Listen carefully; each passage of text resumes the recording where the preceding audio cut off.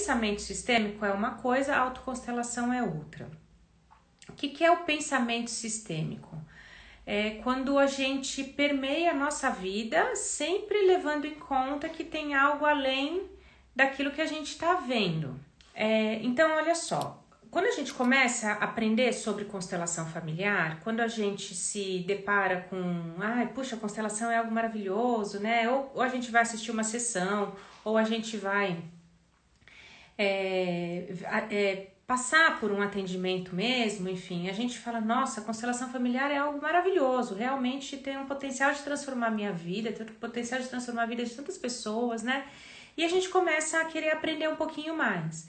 E nesse momento que a gente começa a querer aprender um pouquinho mais, a gente começa a entender que as relações de causa e efeito da nossa vida, elas não são papum, né? Não é totalmente linear.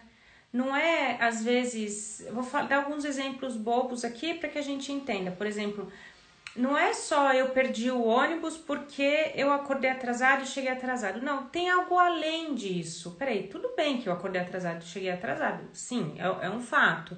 Mas por que isso aconteceu? Existe algo por trás. Existe, por exemplo, um desejo meu de não gostar daquele destino para que eu vou pegar o ônibus, perdi o ônibus, né? Então, não tô afim de chegar ali onde eu vou chegar. Então, eu vou me sabotando de alguma forma, eu vou me provocando de alguma forma, com que eu tenha consequências na minha vida a partir de ações minhas. Então, você não vai culpar o despertador que não te despertou. Você vai olhar para você e falar assim, poxa, por que eu, sei lá, coloquei o horário errado no despertador, ou porque tocou e eu não ouvi. Porque tem algo além. Então, você tá vendo? Não é papum, acordei atrasado, perdi o ônibus. Não, peraí, tem algo além, né? Por que eu acordei atrasado? Então, é um exemplo bem simples, mas pra gente entender que quando a gente começa a trabalhar, ou não só trabalhar, mas se envolver com a constelação familiar, a gente começa a se abrir para isso. Então, nunca mais, quando você perder um ônibus, você vai só pensar que você acordou atrasado. Você vai fazer, por que será que eu perdi a hora? Isso é pensamento sistêmico, isso é a gente permeando a nossa vida com, sabe, questionamentos além dos que a gente consegue ver no dia a dia, com o que a gente consegue ver, eu brinco de falar de olhos nus, né? Tá bom, o que é agora autoconstelação, diferente do pensamento sistêmico? É eu poder usar o pensamento sistêmico, ou seja, eu poder transformar este pensamento que eu tenho e que me questiona o tempo todo. O tempo todo eu fico me questionando. Por que eu acordei atrasado? Por que eu, sei lá, não me dou bem com a minha irmã? Por que eu não me dou bem com a minha mãe? Eu tento falar uma coisa, eu falo A, ela entende B. Por que essas coisas acontecem? Então, esse é o pensamento sistêmico e é você poder usar esse pensamento sistêmico para te dar respostas. Então, a autoconstelação é uma constelação que você aplica em você mesma. Quando você faz esse movimento de você aplicar em você mesma, você começa a enxergar possíveis respostas.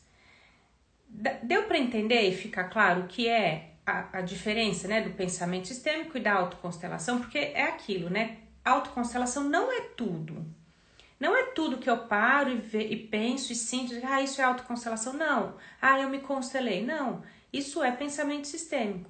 A autoconstelação é um momento em que eu vou me dedicar para começar a abrir essas perguntas, para começar a entender um pouco mais profundamente, talvez, quem sabe, encontrar algumas respostas. Para você ter uma resposta na autoconstelação, você precisa não ter intenção de chegar em nenhum lugar. Se eu dou um passo para trás e conduzo o exercício do tipo, deixa eu olhar qual a questão que eu preciso ver porque este relacionamento não deu certo.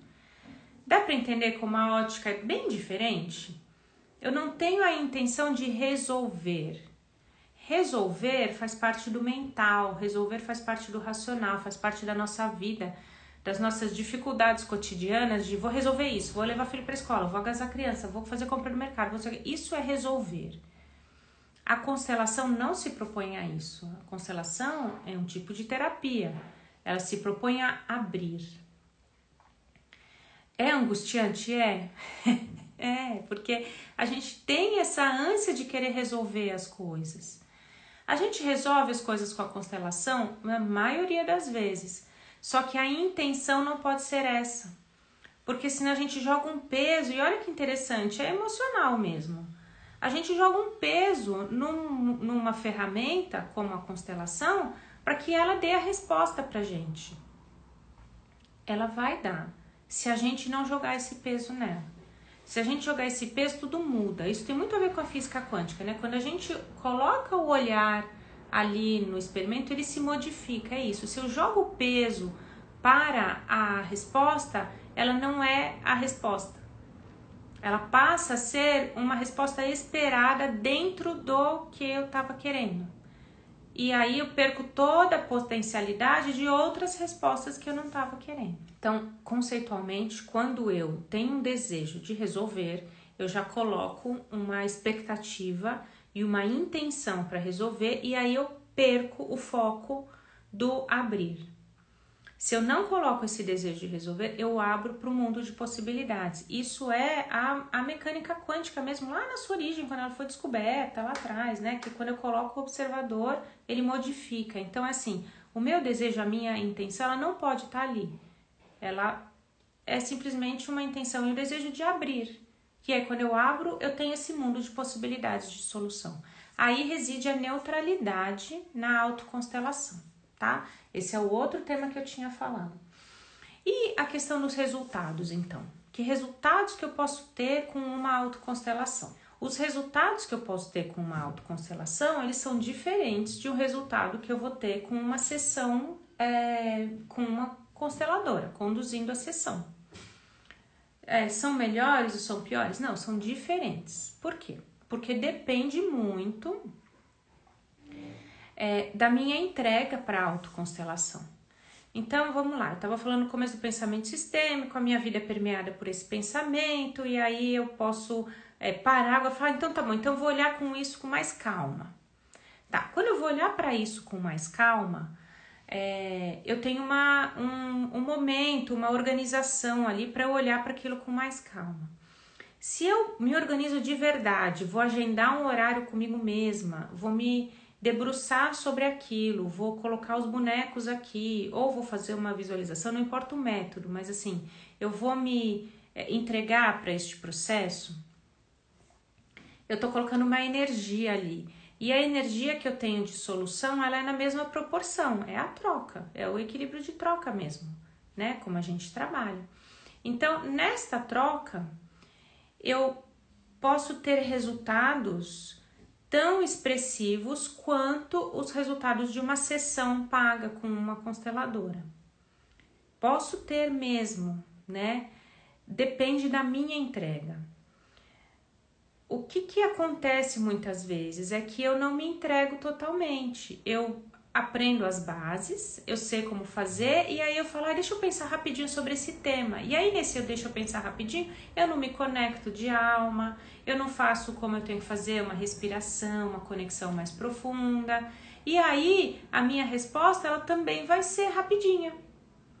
É a mesma energia que eu tô colocando, é a energia que tá saindo como resultado.